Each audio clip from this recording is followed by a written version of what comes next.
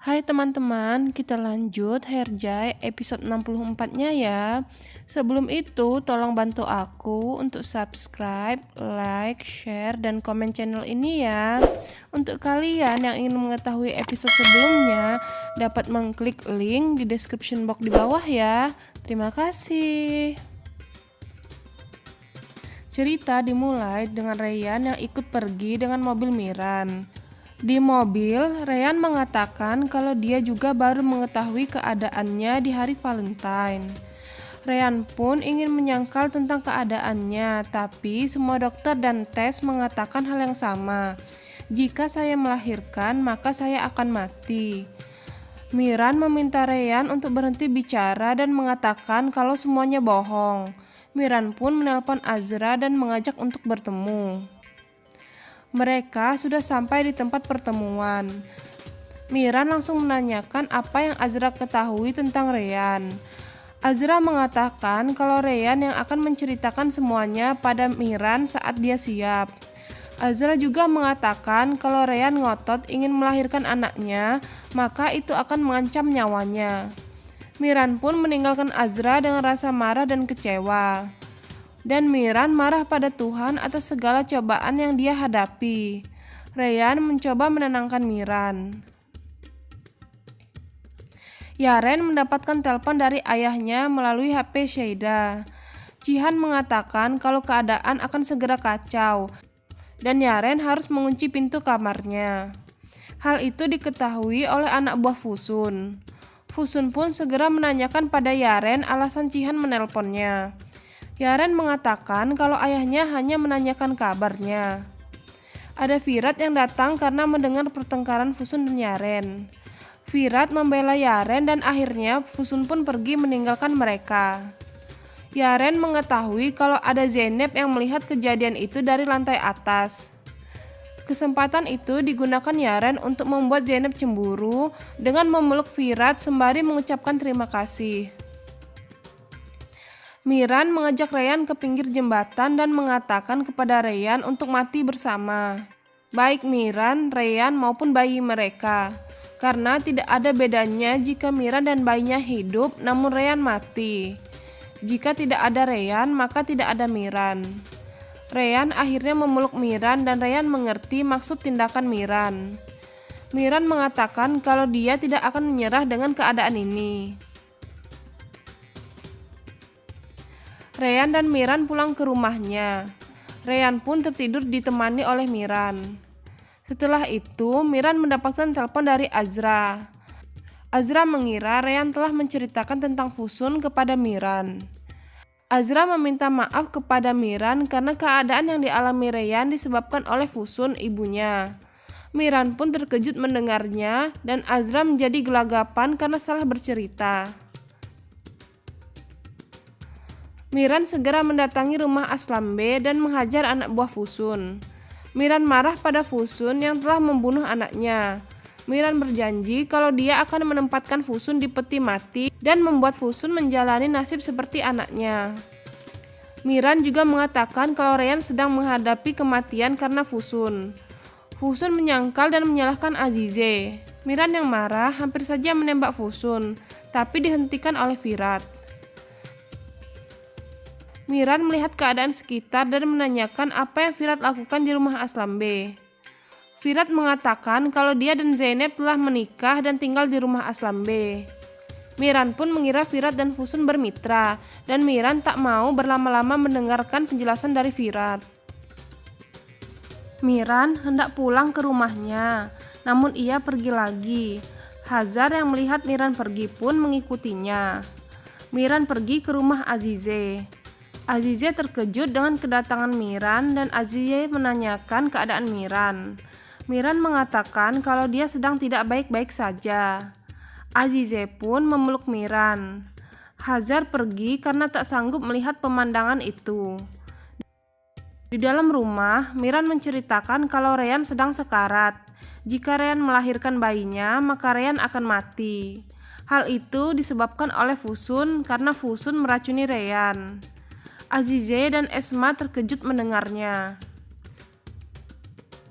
Keesokan harinya, Azra, Dilsa, dan Nenek Sukran sudah selesai berlibur di kampung halaman. Azra membahas perlakuan jahat Dilsa pada Reyhan yang ingin Reyhan mati. Nenek Sukran mengatakan jika Dilsa menjahati Reyhan, maka Dilsa akan berhadapan dengannya. Sesaat kemudian, Reyhan, Miran, dan Azra sedang membahas tentang keadaan Reyhan. Dilsa menguping dari luar pintu dan bergumam kalau dia tidak akan berbelas kasihan kepada Reyhan. Nenek Sukran yang tahu kelakuan Dilsa langsung menampar Dilsa dan akan membawa Dilsa ke desa untuk menjauhkannya dari Reyhan.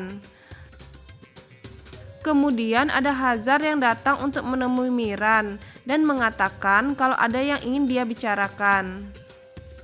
Mereka pun berjalan keluar untuk berbicara. Hazar mengatakan kalau malam itu dia mengikuti Miran dan melihat Miran mendatangi Azize. Hazar juga mengatakan kenapa Miran tidak mendatangi ayahnya jika punya masalah. Dan Hazar menanyakan apa yang Miran sembunyikan darinya. Miran terdesak dan akhirnya mengatakan tentang keadaan Reyhan. Jika Reyhan melahirkan, maka Reyhan akan mati. Hazar pun langsung berlari mendatangi Reyhan dan memeluk Reyhan. Keesokan harinya, ada Azra yang datang menemui Fusun. Azra meminta Fusun untuk tidak menemuinya lagi karena Azra malu terhadap Fusun yang melakukan kejahatan kepada Reyhan. Azra juga mengatakan kalau dahulu ibu kandungnya sudah mati dan sekarang Azra juga telah menganggap Fusun mati untuk kedua kalinya. Ada Hazar yang datang menemui Azize. Hazar mengatakan kalau pada awalnya dia datang karena permintaan dari Reyhan. Namun sekarang dia datang karena keinginannya sendiri. Hazar akan mencoba untuk memaafkan Azize dan menerimanya sebagai Aisyah ibunya. Azize pun sangat senang dan mengelus kepala Hazar. Di lain tempat, ada Miran yang pergi untuk menemui Dokter Turan. Dokter itu dapat membantu menyelamatkan Reyhan dan bayinya. Tapi Dokter Turan tidak mau membantunya karena Dokter Turan telah berhenti dari profesinya. Miran mengatakan kalau dia tahu masa lalu Dokter Turan yang pernah menangani operasi putrinya, tetapi putrinya tak terselamatkan. Miran juga mengatakan kalau dia percaya pada Dokter Turan dan meyakini kalau akan ada keajaiban. Miran memohon dengan memberikan Dokter Turan catatan Reyhan untuk anaknya kelak sebagai bahan pertimbangan. Ada Reyhan, Zehra, dan Nasuh yang sedang menunggu Hazar di depan rumah. Hazar pun datang dengan membawa Azize. Semua orang terkejut dan bahagia atas tindakan Hazar. Kemudian ada Cihan yang juga baru datang dan dia mengatakan ketidaksukaannya terhadap Azize.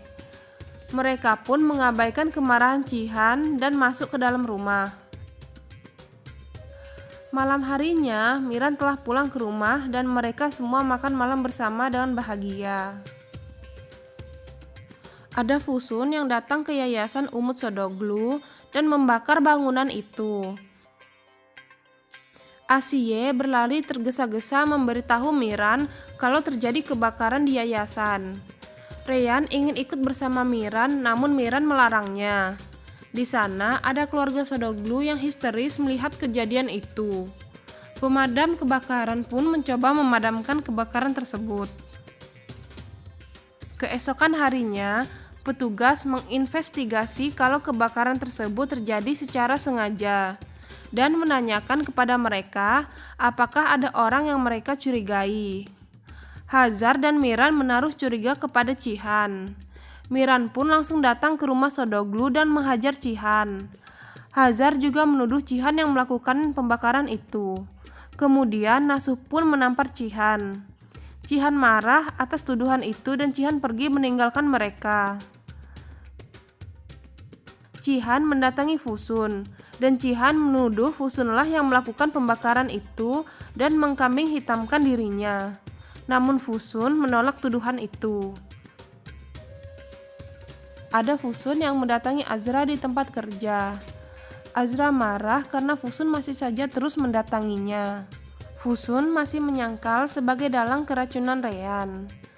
Azra juga menuduh Fusunlah yang melakukan pembakaran yayasan dengan menunjukkan bukti tangan anak buah Fusun yang terdapat luka bakar. Fusun pun tak dapat mengelak dari tuduhan pembakaran itu. Keesokan harinya, Miran dan Reyhan akan pergi untuk mendapatkan pengobatan yang lebih baik. Reyhan mengalami ketidaknyamanan pada perutnya.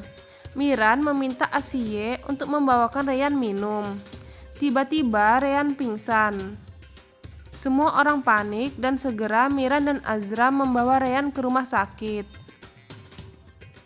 Beberapa saat kemudian Reyhan tersadar. Ada Azra yang menemani di sampingnya.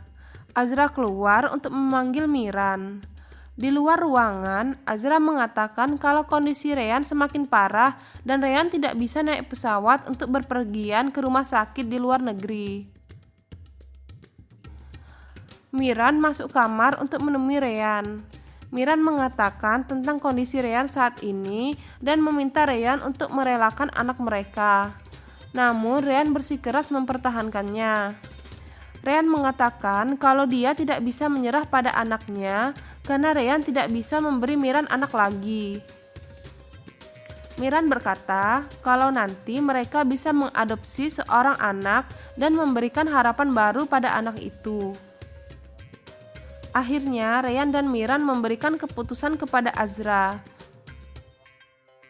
Miran pun meminta maaf pada anaknya karena tidak bisa menyelamatkan mereka berdua. Reyhan dan Azra pun masuk ke ruangan operasi. Beberapa saat kemudian, di luar ruangan Miran mendapatkan pesan dari Dokter Turan yang mengatakan kalau masih ada harapan walaupun sangat kecil. Miran pun langsung berlari menemui Reyhan di ruang operasi. Sesampainya di sana, terlihat Azra sudah melepaskan sarung tangan operasinya, dan Miran menanyakan pada Reyhan apakah operasinya sudah berakhir.